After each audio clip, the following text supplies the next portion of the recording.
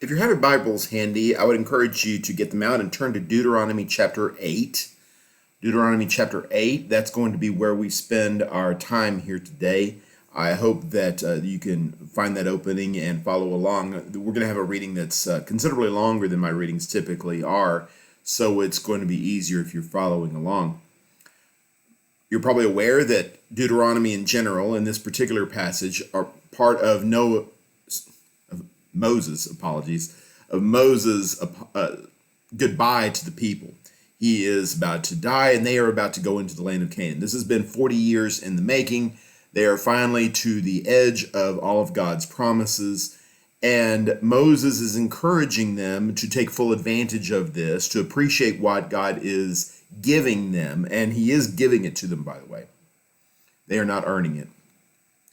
And to try to use these blessings for good and not for ill, which may seem a little bit odd, but Moses is quite consistent with his message here. You can do either one of these things. And if spoil the ending for you here, in the book of Judges especially, we find out that the people did use God's blessings for ill oftentimes, and God chastened them just as Moses warned that God would. It didn't have to be that way. You would like to think that if God is going to bless his people, they are going to be grateful, they're going to honor him, and they're going to use these blessings in a way that is appropriate for the people of God. And oftentimes that is exactly what happens. And sometimes it happened that way for the Israelites. But it doesn't always happen that way. We need to make sure that we learn the right lessons and we try to avoid the wrong lessons that we learn from the people here. When I was looking at Deuteronomy chapter 8 this week, it struck me that there is a real sense in which this kind of tells the story of wealth development in general. And I wanted to spend some time here. Maybe it's me being in my mid-50s. I don't know. The career path for a preacher is considerably different than it would be for my accounting friends or my engineering friends or my real estate friends or whoever it happens to be, whoever you happen to be, whatever role you may be serving in society. The way that it typically works is not the way that it has been working for me. So I don't want this to sound like it's the Hal Hammond story here. It's not.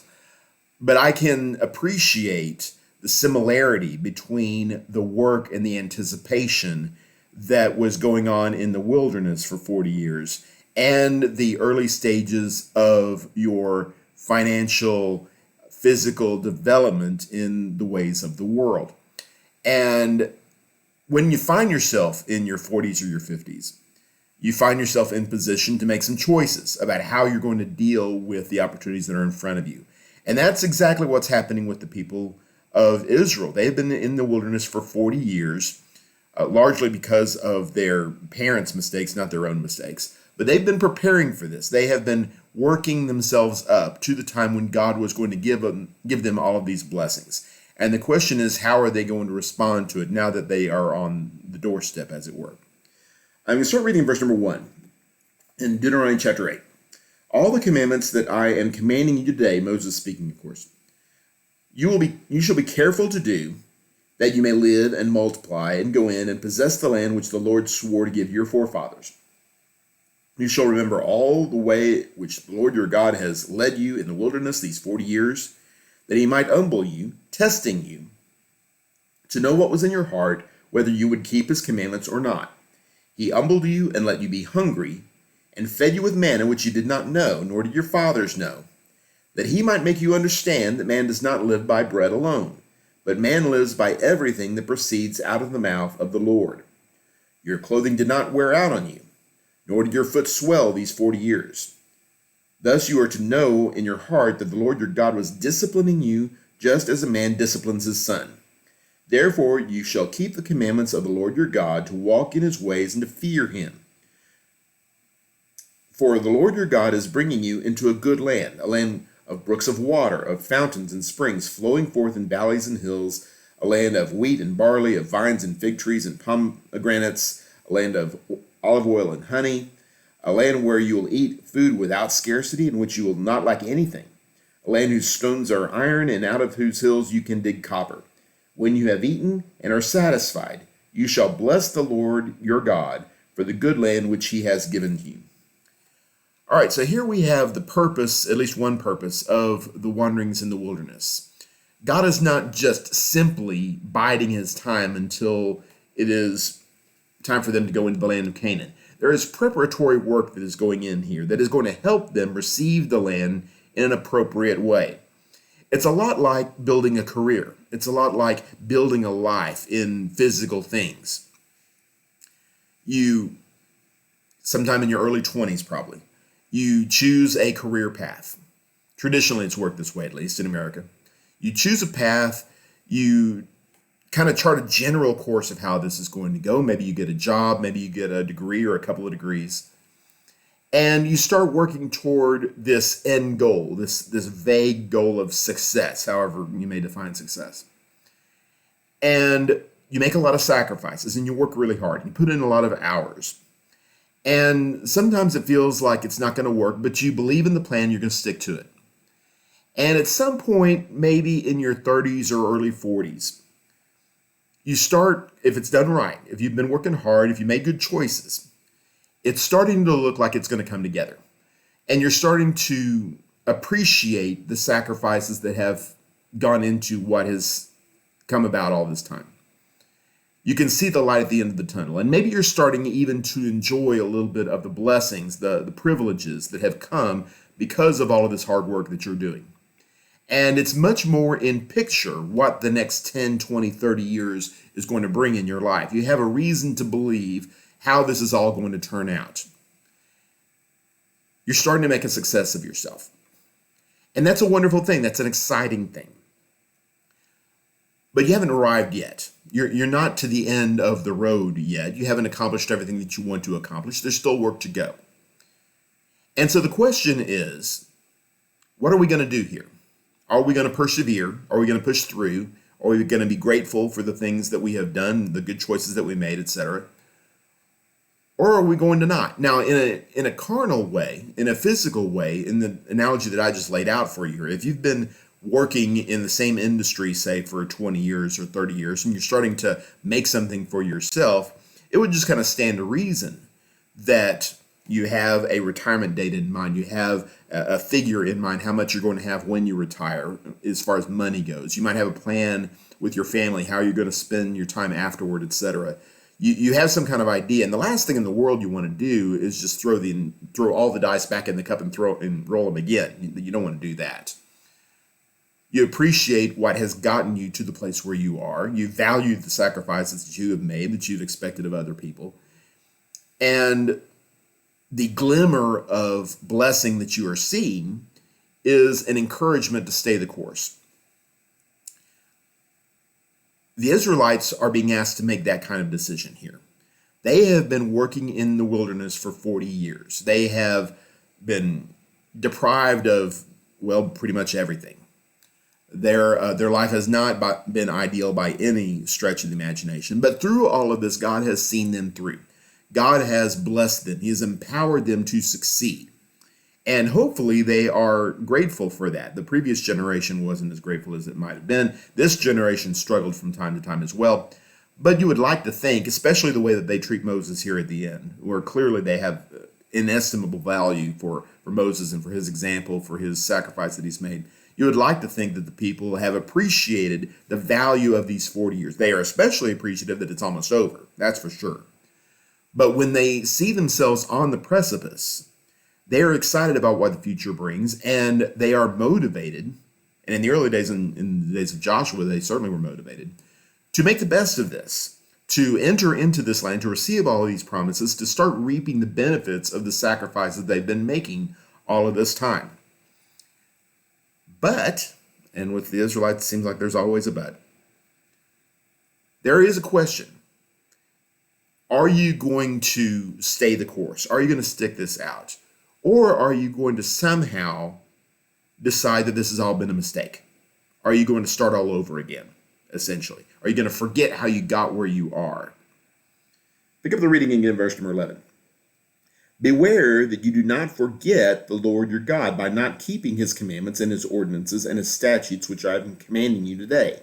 Otherwise, when you have eaten and are satisfied and have built good houses and lived in them, And when your herds and your flocks multiply, and your silver and gold multiply, and all you have multiplies, then your heart will become proud, and you will forget the Lord your God, who brought you out from the land of Egypt, out of the house of slavery. He led you through the great and terrible wilderness with its fiery serpents and scorpions and thirsty ground where there is no water. He brought water for you out of the rock of flint. In the wilderness he fed you manna, which your fathers did not know, that he might humble you, and that he might test you to do good for you in the end. Otherwise, you may say in your heart, my power and the strength of my hand made me this wealth. But you shall remember the Lord your God, for it is he who is giving you power to make wealth, that he may confirm his covenant, which he swore to your fathers, as it is this day. It shall come about that if you ever forget the Lord your God and go after other gods and serve them and worship them, I testify against you today that you will surely perish. Like the nations that the Lord makes to perish before you, so you shall perish, because you would not listen to the voice of the Lord your God. As always, of course, Moses is emphasizing that your success, your wealth, such as it is already and such as it will be in much greater terms in the land of Canaan, all of this wealth is coming from your heavenly Father, from the Lord your God, Yahweh God. Don't forget that, he says. Don't get so complacent in your success that you forget how you got there. It works the same way with people as well.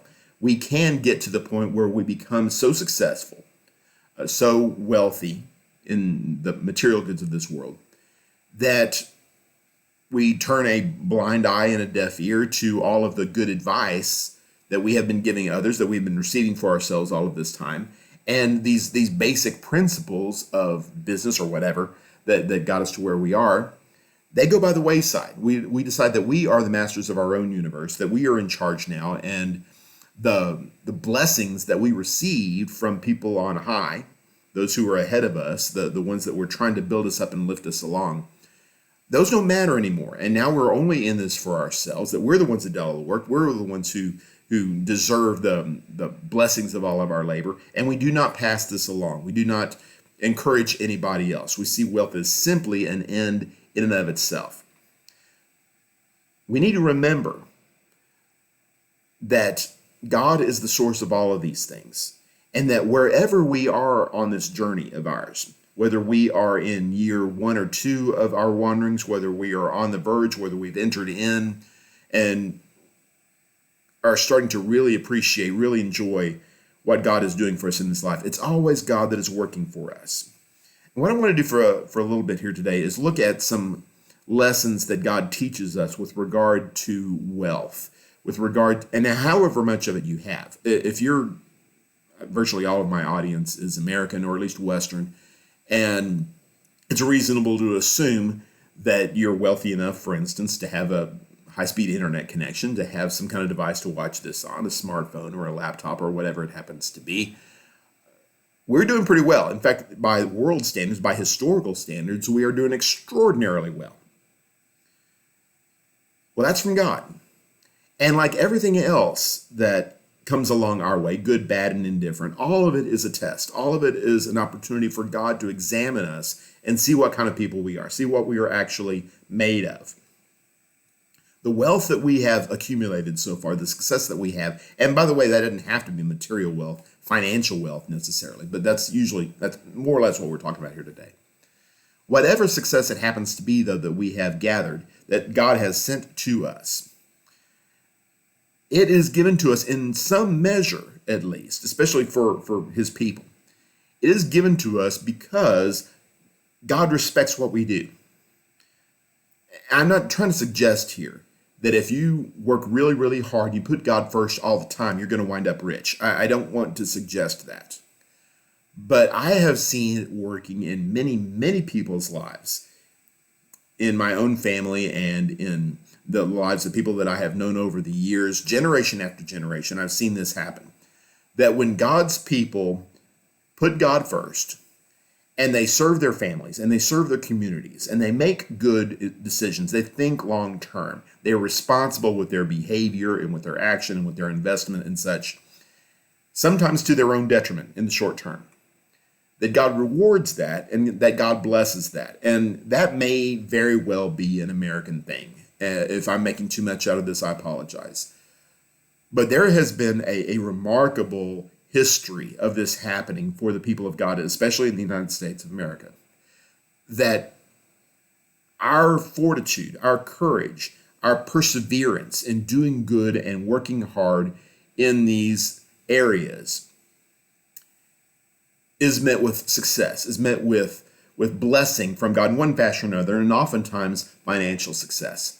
There is a passage in First Chronicles chapter 4, verses 9 and 10 that has been, I think, woefully taken out of context over the years. Used to be, there was a book floating around called The Prayer of Jabez that was supposedly this kind of model for you to pray that God give you a whole bunch of stuff and then have some expectation he's going to give you a whole bunch of stuff. I don't think that's the point of the story of Jabez. Brief as it is, Jabez never appears anywhere else in the Bible, just right here.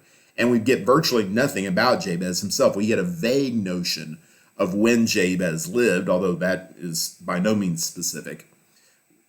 He is someone who is living in the time of the conquest, in the time of the judges, a time of a great deal of turmoil, of course. And when he prays that God blesses him and keeps him from harm, clearly that is seen in the context of driving out the enemies of the people of God. The tribe of Judah, as well as the rest of the tribes, had a duty to rid the land of its indigenous peoples. These ones who were rejecting all things that were moral, certainly rejecting the God of heaven. They'd had 400 years or more to develop their iniquity. The sin of the Amorites was not yet complete in the days of Abraham, and now it was. And now God was ready to punish them, and the Israelites were his tool to do so. That's a hardship. That's a pain. In the fullest of senses, driving out these people, there was a reason why they didn't do it very well, because it was hard work. And when we commit ourselves to hard work, when we commit ourselves to a task, especially a task that God gives to us, when we endure these trials and come out on the other side, someone who loves the Lord, who loves the work, and who is committed to his things, to doing the right thing, God rewards that. And I believe that God rewards that in this life. It doesn't always look the way that we want it to. We don't always have the dollar sign, the number of digits that we would like to have, as it were. But God respects the sacrifices that we make. He respects our endurance in these times of trial. And I think that it's worth mentioning, at least in passing, that when we do find ourselves rich in the things of this life, it's in large measure because God is blessing us. But we need to remember, well, it's entirely because God's blessing us, of course, not just because we worked really hard. It's God doing these things for us.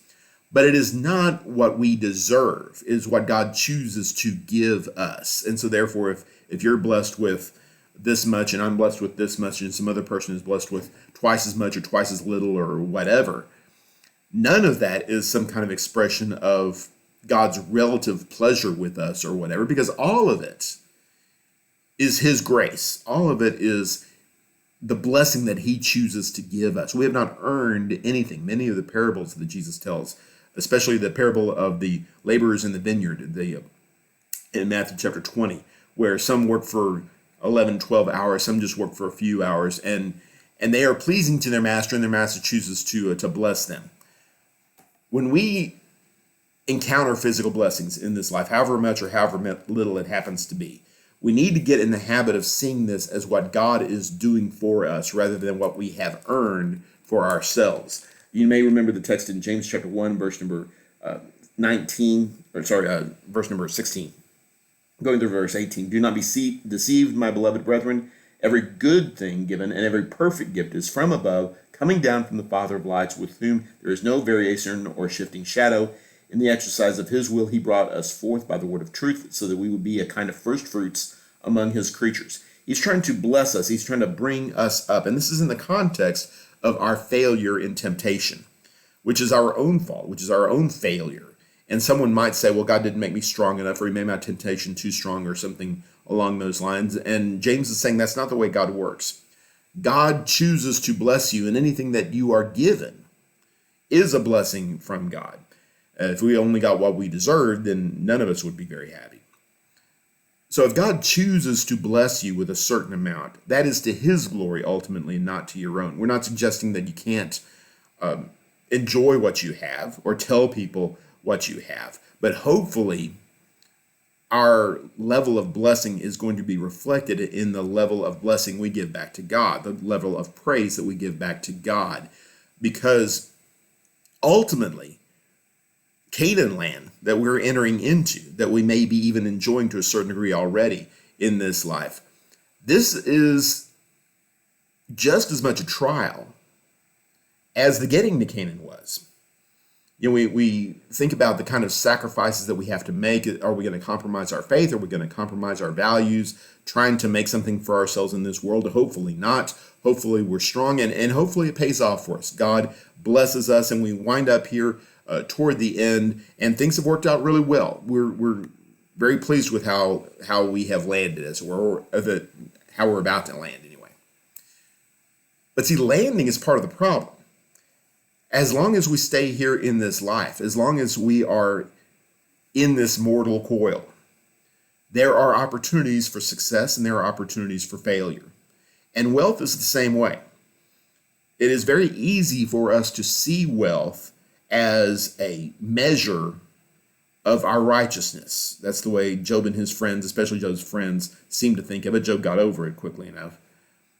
But that same kind of thinking, even in the modern day, is seen. Well, if God blesses his people, and if God is pleased with certain ones, and certain ones are more blessed than anybody else, well, the logical conclusion is those ones who are most blessed are the ones that are most favored, and therefore the most righteous.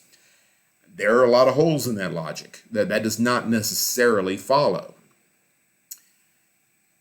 And it shows up when, or at least it can show up, when we start actually disposing of these things that God has given to us. We've been working and collecting and working, and all of a sudden now, well, not all of a sudden at all, it's a long process, at the end of a long process most of the time.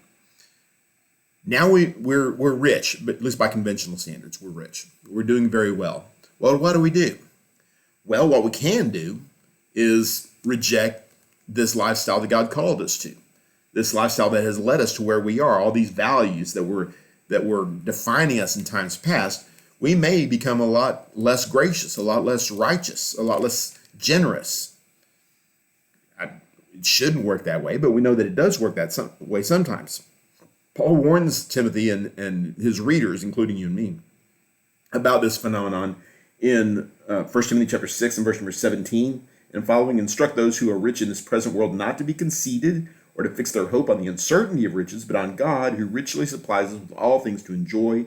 Instruct them to do good, to be rich in good works, to be generous and ready to share, storing up for themselves the treasure of a good foundation for the future, so that they may take hold of that which is life indeed. Now, you'll notice here what God does not say through Paul's pen. He does not say you need to act like Jesus told that the rich young ruler to act. You need to give away everything that you have and give it to other people and become poor again. He doesn't say that.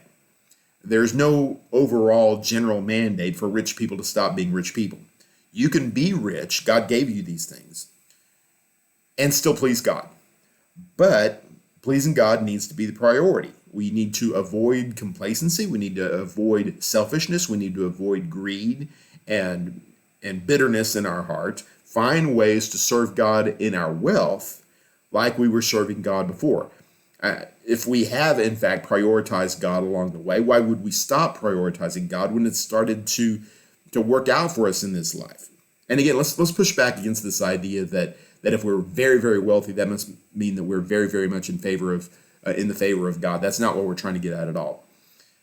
The wealth that God gives to us, that we're seeing as a reward for righteousness, and to a certain degree it is, that itself can become a temptation. Remember Job, again, in the first couple of chapters, Satan is saying Job doesn't serve God for nothing. Job has all of this wealth. You've built a hedge around him, he accuses before God. He's got a vested interest, as it were, in serving God. So you take away his riches, and then he's going to curse God and die. Well, he didn't, of course.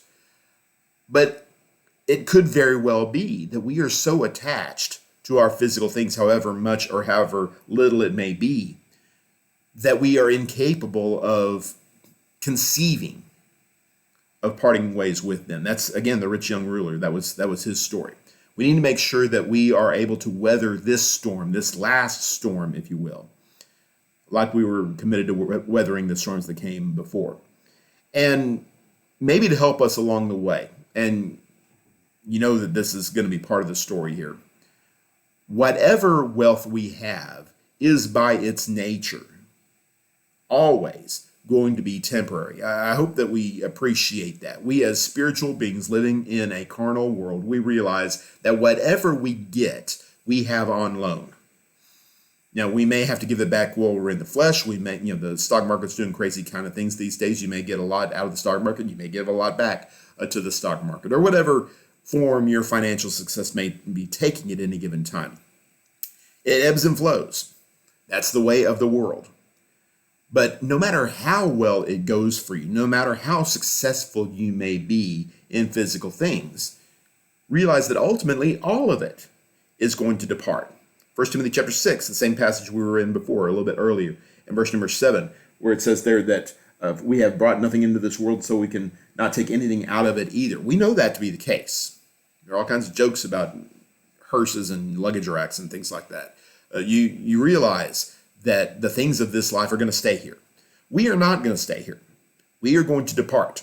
We are going to be called to a reckoning at the end of this life, whether it's after 50, 60, 80, 100 years, however long it is, 969 years. As long as you may live in this life, one day your life is going to end, and with it will end your relationship with physical things. I cringe when I see these people being buried with their baseball card collection or some autographed football or whatever it happens to be. It's silliness. There's no way we can take these things into the next life. Why are we pretending like we can? We need to appreciate that the wealth that we accumulate is not a bad thing necessarily, but it is a carnal thing. It is a physical thing. And whatever energy we give in pursuit of it, we need to make sure that we keep it in perspective. Because nothing that we do to pursue physical things in this life is worth compromising, sacrificing, losing, ultimately, the spiritual reward that's waiting for us after this life is over. You can live like a king for all of your days here on earth. But if you wind up losing your life, as Jesus points out numerous times in his teachings, what good is it? If you gain the whole world and lose your soul, nothing is of a worse transactional value than that. So let's make sure that we stay the course. Let's make sure that we stick to this plan. If you're listening to this lesson, I assume that you are a child of God, that you're trying to please Him, you're trying to pursue Him and His things, and ultimately pursue heaven. That's a good thing. That's the only good thing, really, for you in this life. Other things, carnal things, are going to come along: family, friends, entertainment, and obviously material possessions. These things are going to come along, and that's fine as far as it goes. But do not allow the blessings from God, and that's what it is. It's all a shower of blessings upon you.